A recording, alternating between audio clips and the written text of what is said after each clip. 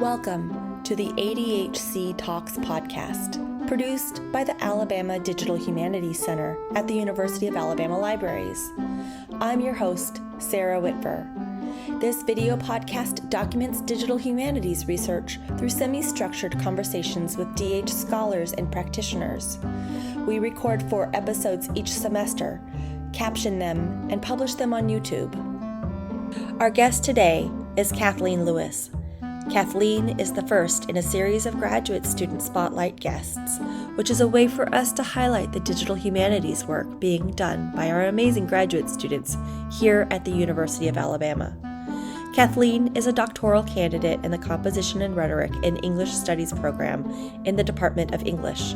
Her research uses new materialism to explore recomposition and circulation of the pride flag on social media platform Tumblr. Kathleen, welcome. All right. There you go. Great. So I am Kathleen Lewis. I'm a 5th-year PhD student here at the University of Alabama. I have been researching queer theory and digital rhetoric for the last couple of years, and I've been working through my dissertation project. I've got my data gathered, and I'm currently working through drafts of my chapters, so I hope to be done shortly-ish. We shall see soon. Let's see. I'm going to move some things around so that I can share screen. Yay.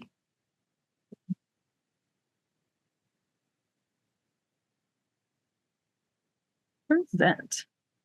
Hooray. Okay.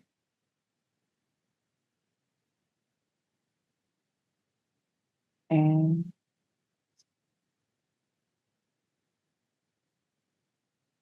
there it is. Sorry, I couldn't find the share screen button. It's fine. It can be hidden. All right. Got it? Yes. Great. Fantastic.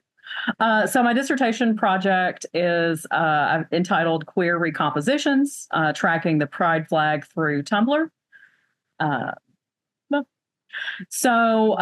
have gathered 750 images, videos, and pictures from Tumblr featuring LGBTQ pride flags, collected from 271 posts. All of these images were collected during the weeks leading up to and during June of 2023, which is Pride Month.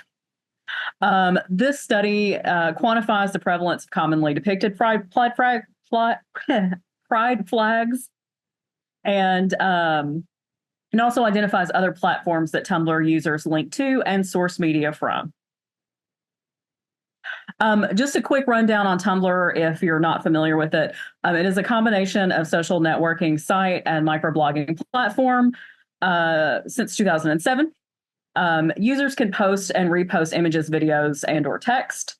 It does claim to be the queerest place on the internet because approximately 25% of its users identify as LGBTQ+, although it's possible some estimates do estimate it slightly higher.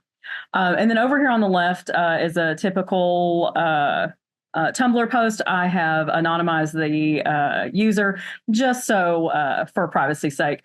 But here is their username, and then they can post an image. This person has created their own pride flag and then explained what it's actually for. And that's just your basic Tumblr post. So basically what I was looking for is kind of two basic research questions. I wanted to know what can analysis of the pride flag or pride flag based images explain about the relationship between expressions of queer identity, allyship, and the symbolic. And I also wanted to know a little bit about circulation. What can we understand about composition for queer audiences, the modes of delivery, and the recirculation of rhetoric online. So basically, I'm looking at how queer images are displayed and how they move from one platform or one blog to the next. This is just a very brief timeline of pride flags, just so we can kind of see a little bit of what I'm working on. This is by no means exhaustive of all pride flags, nor does it include all of the pride flags that are actually tracked in my project, but it does give us a little bit of concrete frame of reference about where pride flags came from and when they came about. The Gilbert Pride flag is the first pride flag available. It was created in 1977 and used in the San Francisco Pride Parade in 78. Due to material limitations, what we consider to be the pride flag, the 6-color rainbow flag, came out in 1979. And then after that, not too much movement, the bisexual flag in 98, the transgender flag in 99. And then you can see kind of about the 2010s, when the internet and when social media really starts to take off. This is where we start to see a lot of creations and recreations of pride flags to represent broader groups of people. And even sometimes pride flags that are a bit more specific, that represent someone who feels like maybe they haven't been represented previously by some other flags. My theoretical framework, briefly, I'm looking at rhetorical velocity, which considers the author's knowledge of genre conventions, audience, and composing for new audiences and new context. And again, I'm looking at circulation, looking at Tumblr communities as a rhetorical ecology that's networked through personal blogs, links, and shared, which circulates user-generated media on and cross-platform. This is a mixed method study, which I'm kind of proud of. I didn't know a lot about quantitative research since my area tends to be more qualitative. But I found that due to Tumblr's native features, I was able to scrape a large amount of data pretty easily. And so basically what I've done is I've visually identified from images pride flags in user-generated media. While some images are definitely meant to be flags in the traditional sense, that is rectangular with a horizontal stripe, other images are just using colors or shapes commonly associated with specific flags, which are also coded within the study. And then additionally, I have counted and calculated users linking to other social networking sites and non-social media websites. Users I found often advertised retail space or directed users to news and media sites. And here are just some representations of some of the data that was scraped off of Tumblr. This is the trans flag that is gradiating toward the lesbian flag to represent trans lesbians. Here is Gilbert with the 8-color pride flag. This was taken a few years ago before he passed away. And then in the larger image on the left, you can see that there are lots of different flags available in this picture, but if I could point maybe just to the woman in the upper left-hand corner, while she's not particularly sporting a pride flag, she is dressed in lesbian colors, which is denoting allyship toward the lesbian pride flag without actually having the pride flag present, which would be coded as lesbian flag as well. All said and done, I ended up tracking 29 different categories. These are divided up for ease of data. I am in no way attempting to try to box in different gender identities or different sexualities into different boxes. I just needed a way to kind of organize my tags. So what I've done here is I have the aromantic and asexuality spectrum, gender identity, and all of those are broken down into smaller categories. Romantic minorities like biromantic, demiromantic, and pan. Sexuality, bisexual, demisexual, lesbian, etc. And then the umbrella flags, so your kind of more traditional or more identifiable rainbow flags, the Baker flag, the intersex inclusive flag, the Philadelphia Progress, the queer flag, and then, of course, the 6-color rainbow flag. And then kind of way down here at the bottom is my miscellaneous category, where originally I intended this as a category for just flags that maybe needed a second look. And instead I found a lot of flags that maybe didn't fit as neatly into the categories as I might have originally hoped for. And so this kind of became its own data chapter later in the research project. I do want to say about these tags specifically, though, I didn't pick the categories first and then attempt to find flags that represented those. I actually built the categories out of the flags that were available in the study. So out of the 750 images, these are the flags that I found available in that particular data, plus the miscellaneous category. So overall, 1,216 flags in this study, which is about 1.6213 flags per image, sexuality being the most common category, and then the pride flag was the most commonly depicted flag, followed by the trans flag. Tumblr users frequently source and link contact, both content to and from other social networking sites.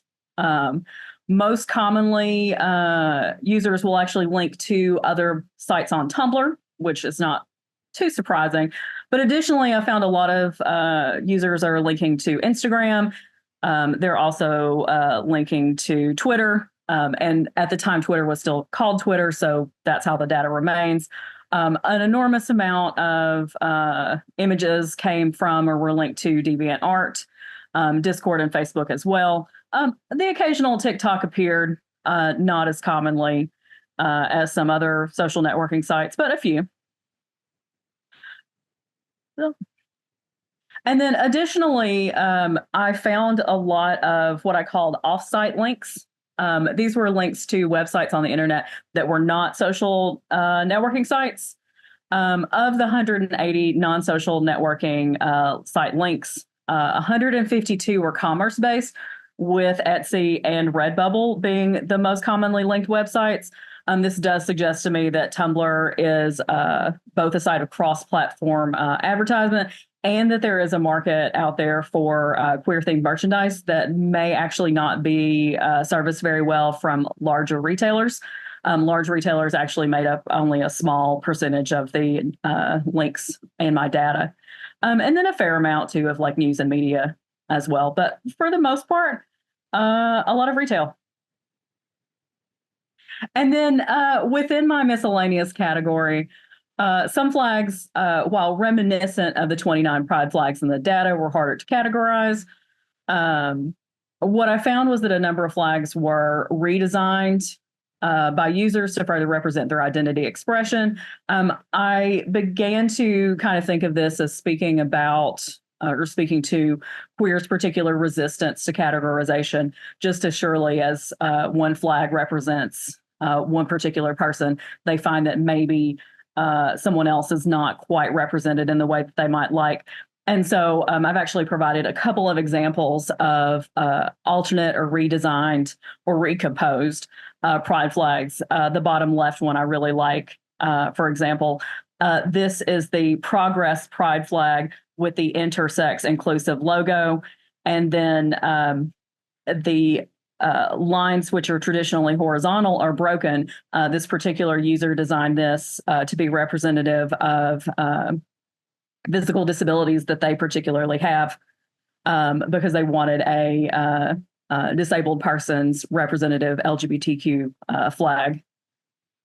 This one is the Progress Pride flag, overlaid the lesbian flag.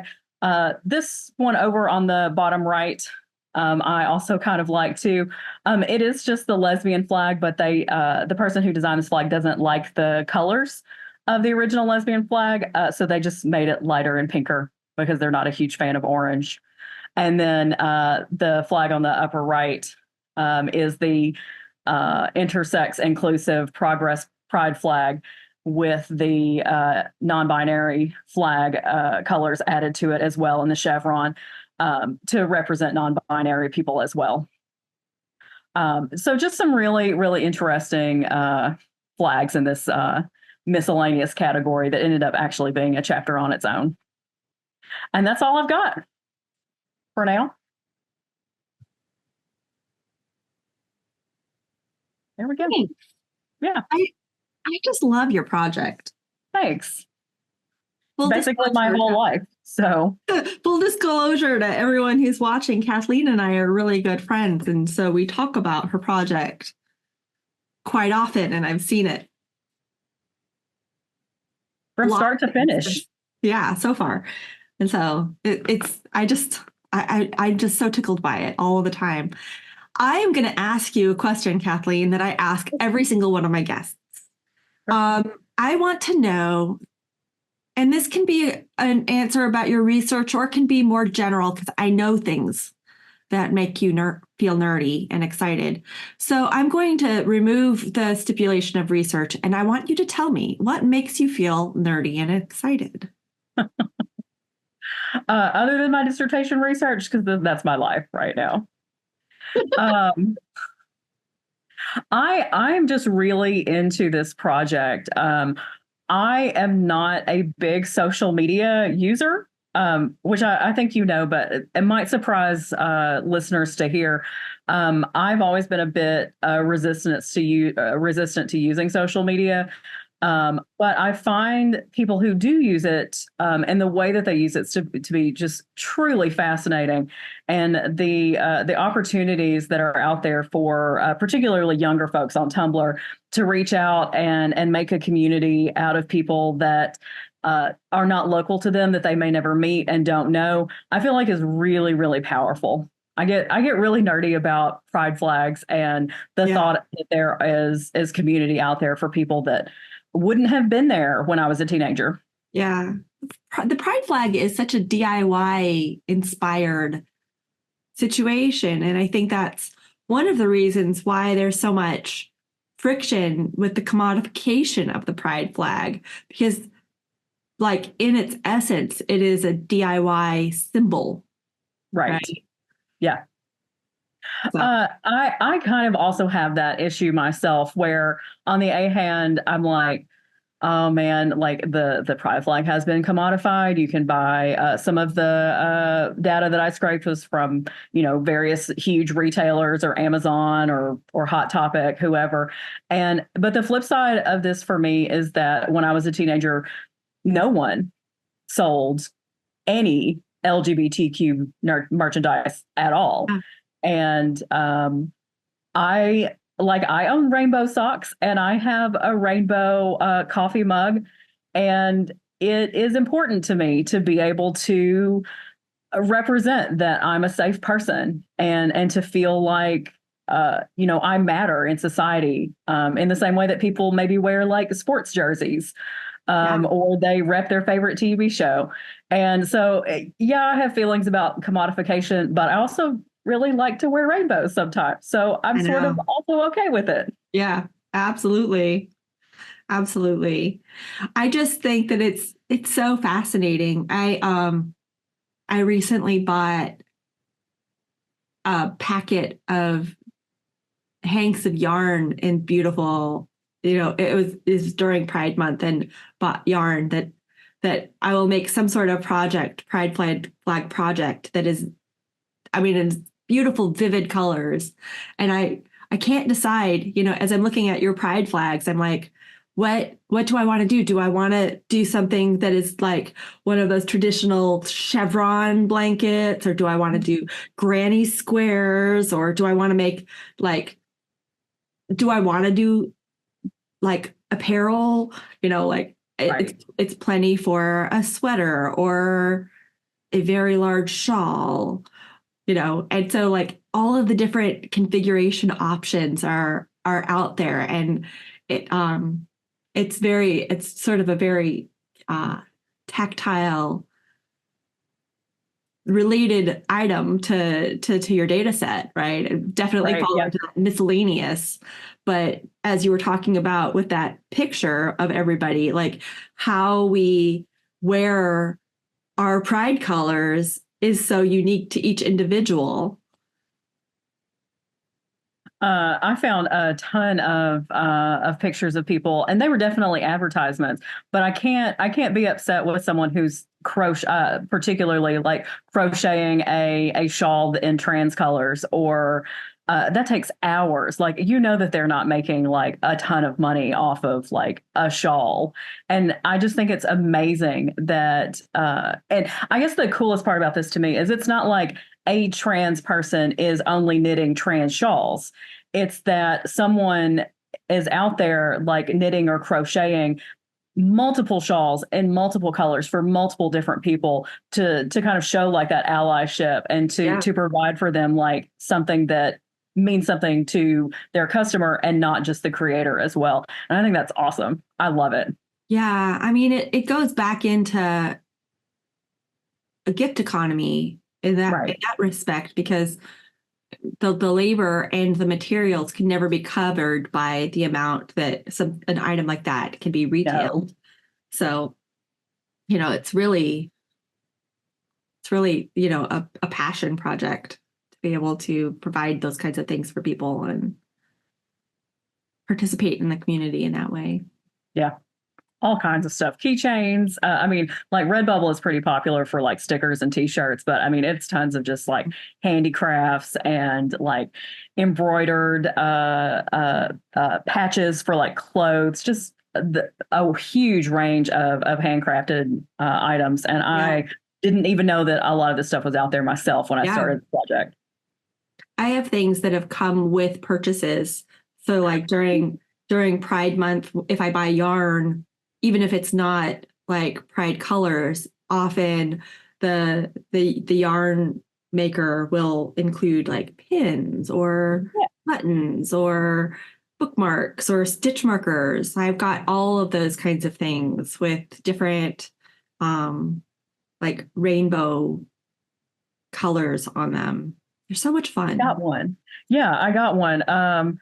I ordered a book online and this button came with it. I didn't know that the button was going to come with it. Yeah, they stuck it in the box. I was like, amazing. Oh, great. I love it. Yeah. Yeah. Well, let's go back to your project.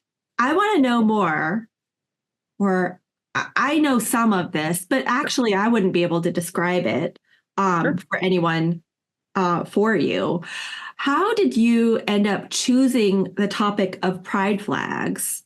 How did that become your project? And after, did you choose the topic of your project and then you chose the methodology with circulation and velocity, or did it go the other way around, or was it kind of two things at the same time? Like, how did that come about? What a question. Okay, so let me take you way back. Two of the very first articles that I was assigned to read when I first started my master's degree were Rodolfo and DeVos's article on rhetorical velocity and Jenny Edbauer Rice's article on rhetorical ecologies. And I didn't really know a lot about rhetoric at that point. So it just sort of clicked for me, maybe possibly because I'm someone who grew up with the internet and it feels very pertinent to my everyday life. But just the idea of messages, of writing, of compositions moving from place to place to place and then being taken up by new audiences and then recomposed. Like I was like, of course, this is how it works. And so I was working on my master's degree and I had kind of gotten to the point where I was trying to decide if I was going to do my master's degree allowed for a thesis option or a portfolio option. And I ended up going with the portfolio option because my thesis would not have been completed by the time that applications for PhD programs were due. So I needed a writing sample, but I knew that the thesis wouldn't be done. So I needed something else. So I'm like, well, let me do this portfolio. So while I'm trying to make this decision, this is true. I am standing in front of my mirror, like getting ready to go to work it's like 6:45 in the morning. And I'm straightening my hair and I'm doing my makeup. And I'm like, man, queer rhetoric has changed a lot since the 1970s. I wonder if you could track like how that message has evolved over the last 40, 50, 60 plus years. And like, I'm literally standing there, like, just kind of zoned out, thinking about, oh, yeah, you definitely could. Like, first there's like the pink triangle, which has largely been abandoned by the queer community. And then there's the rainbow flag. I'm like, there are other flags that have come out since then, but I didn't know all of them. And so I was like, oh, this is actually a great idea. I want to save this. I was like, I don't want to use this as my master's thesis. I actually want to hold on to this idea until I go to grad school, until I go to PhD school, because this, I think, is going to be my dissertation. And so I did hold on to the idea of this project all through the end of my master's degree and through my coursework of my PhD. And I'm like, this is going to be the project. And it is. That's how I started. That's really amazing that you were able to think of that project and stick with it for so long. I always feel like such a magpie, like, oh, I'll get this. Oh no, I'll do this. Oh, like shiny, new, you know? But you stuck with it. I did. In a weird way, it really helped with my coursework because the supplemental readings that were offered, or just the regular course readings, I could read more closely the ones that I knew might have something to do with my dissertation. Those articles get saved into a folder and I still have it. So when I'm getting ready to go through the process, like, it's available, versus something I know that's probably not going to be my area of study. I read it, I understand it, and then I kind of move on. Yeah. Don't tell anyone, but that's how it goes.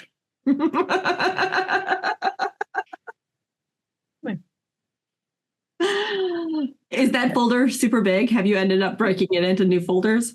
It's huge. It's huge.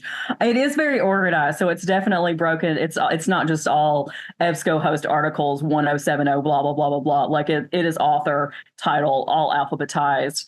And some of it is definitely sorted. But yeah, it is a bit unwieldy at this stage. I won't lie. What would you advise people who are thinking about what a dissertation might be, or considering a dissertation topic right now?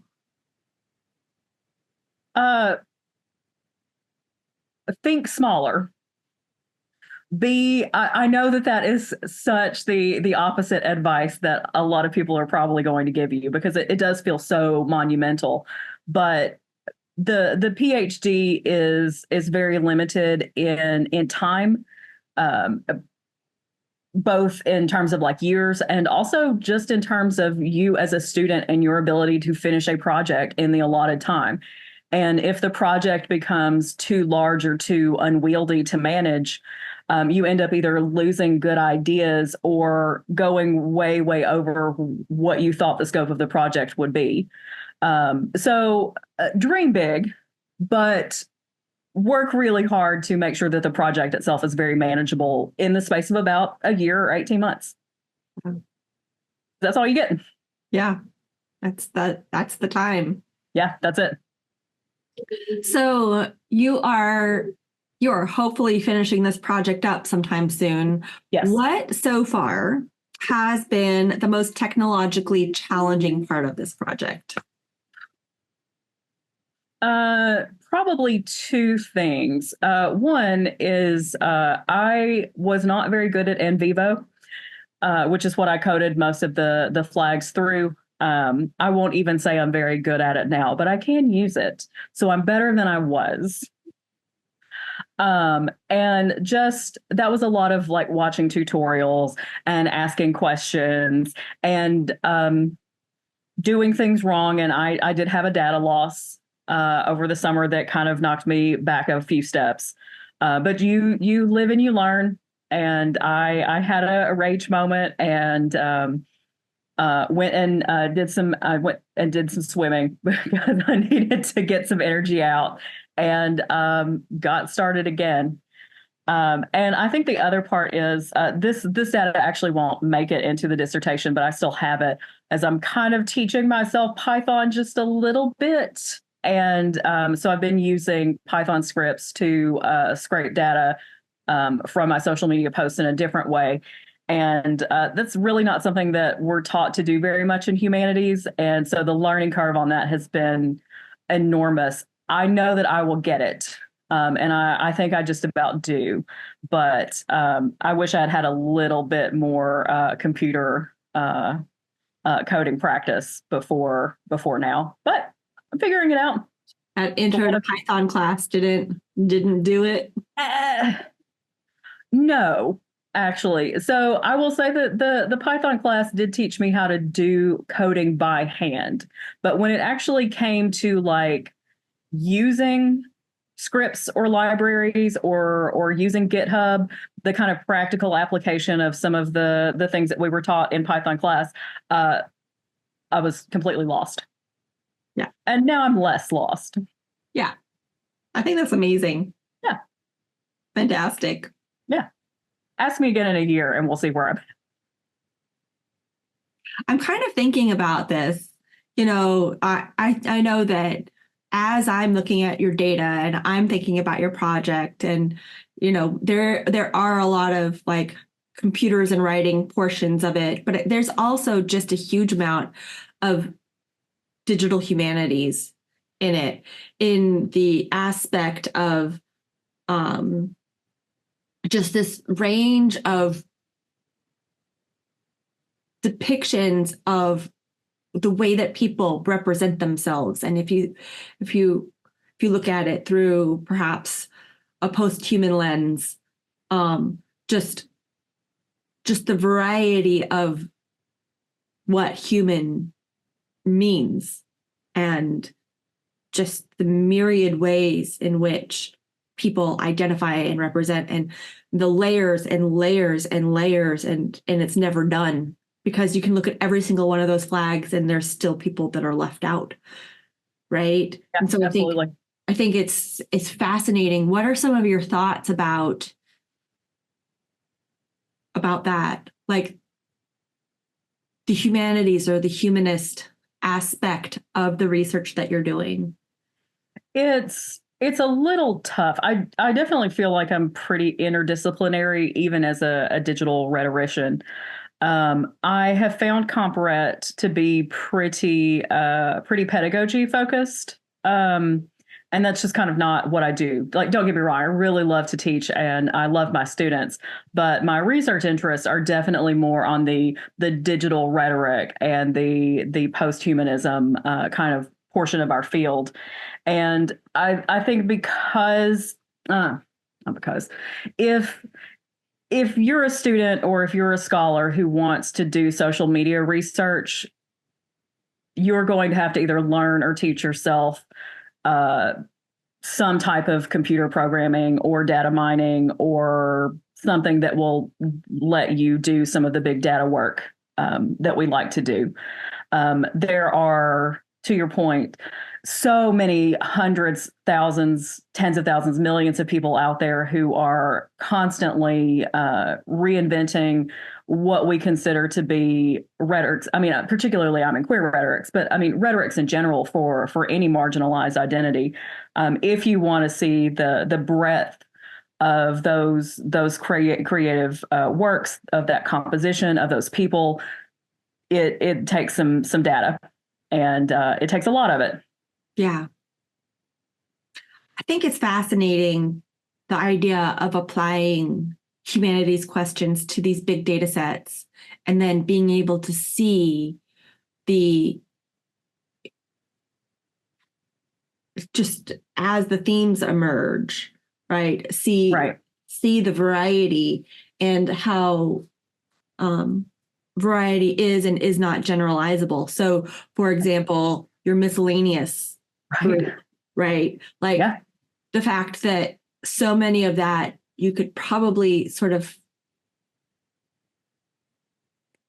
like shove into one of the other categories. Yes. But it doesn't fit cleanly. Right. And that can be very problematic in a quant study. Yes. I did not divide any of these categories without a ton of internal and external debate. And I finally came to the miscellaneous category. And like I said, this was just a second review category where I'm trying to go through a lot of images really quickly. And I'm like, I need to think about this for a moment. So I'm just going to set it to the side and give myself some space to think. And eventually I kind of came to the realization that some of these can't, even with a second or third or fourth look, they can't be shoved respectfully and honorably into one of these smaller categories, they have to be on their own. Right. Right. A lot of debate. Yeah. A lot. I just keep on picturing some of the flags that were in your talk. So what's research-wise, I know pragmatically that next is defense and getting a job, but sort of more aspirationally, what's next for research? Like, what do you want to do after this? Well, I have an idea. There's so much possibility in the data that I've scraped off of Tumblr. I'm not anybody in economics, but I certainly see a research project into some type of queer economy. Like I said, I mean, definitely your major retailers do produce pride flag based merchandise around Pride Month, and that's great. That's fine. But I truly feel like there is sort of a sub economy, a counter economy, if you will, of queer creators. And I mean, maybe they aren't queer, maybe they just are making queer merchandise. And I would love to kind of do a deep dive into that kind of sub economy that seems to exist. I have a lot of hashtag data that I really want to work through.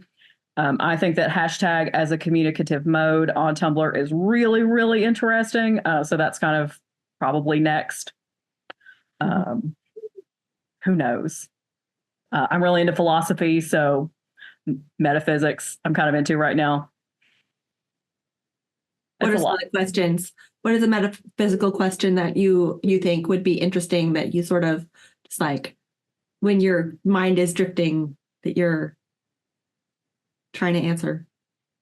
I think when I first started doing queer research, the thing that was obvious that should have been obvious, but I'd never realized, is that homosexual was actually the word that was created first, and then heterosexual followed it. And because we needed a descriptor for people who were attracted to people of the same sex, which hadn't really existed in a scientific way. And I mean, I know that homosexual is definitely pathologized in early LGBTQ studies, but just sort of the nature of what it is to be queer and also to exist in a what is a queer body, I guess, is a question that has always kind of fascinated me. What makes me queer? Yeah. Well, yeah. I can't wait to see what you do next. Thanks. Kathleen, this has been so much fun. This is really my first PhD student to have on here. And, you know, some of these questions, I feel like they're big questions, you know, but you've done so well answering them. Thanks. I'm trying not to send you off into wild goose chases with them, but I'm truly like very curious and very impressed with your research. So thank you for your generosity and your courage coming and talking about your dissertation before it's finished, which I think can be a really difficult thing to do. And thank you to our audience who is joining us asynchronously. I hope that this has been an enjoyable episode where we get to see what kinds of digital humanities work is being done on our campus by graduate students. I hope to have more graduate students join us as guests, especially dissertating graduate students who are doing different types of digital work.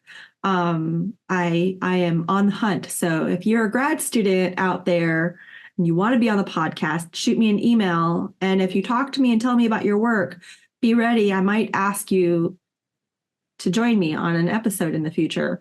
But thank you, Kathleen, for being my number one.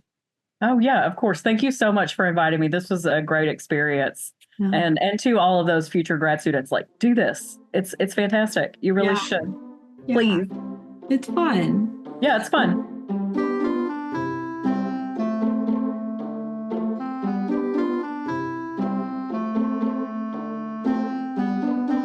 This episode of ADHC Talks has been brought to you from the campus of the University of Alabama. This is Sara Whitver. Join us again next time to hear more about DH folks and their super cool projects. Goodbye!